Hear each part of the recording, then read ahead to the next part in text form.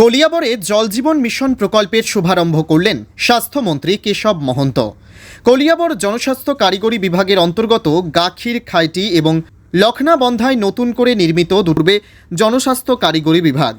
এদিন উদ্বোধনের পর নলের মাধ্যমে ঘরে ঘরে বিশুদ্ধ পানীয় জল পেয়ে উৎফুল্লিত হয়ে ওঠেন স্থানীয় জনসাধারণ। উল্লেখ্য, 2019 সালে প্রধানমন্ত্রী নরেন্দ্র মোদী ঘোষণা করেছিলেন জল জীবন মিশন প্রকল্পে 2024 সালের মধ্যে গ্রামাঞ্চলের প্রতিটি ঘরে নল সংযোগে বিশুদ্ধ পানীয় জল দেওয়া হবে। যেমন ঘোষণা তেমনি অক্ষরে অক্ষরে পালন করে দেখালেন। হর ঘর জল পৌঁছে দেওয়ার লক্ষ্যে গ্রামেগঞ্জের জনজীবনী এবং চতিয়ালে স্বাস্থ্যমন্ত্রী কেশব মহন্ত শুভারম্ভ করেন বিশুদ্ধ পানী জল প্রকল্প। আজি কলিয়াবৰ বিধানসভা সমষ্টিত আমি কেইবাটাও জল জীৱন মিছনৰ আঁচনি, মুখ্যমন্ত্ৰীৰ পকী পথৰ আঁচনিৰ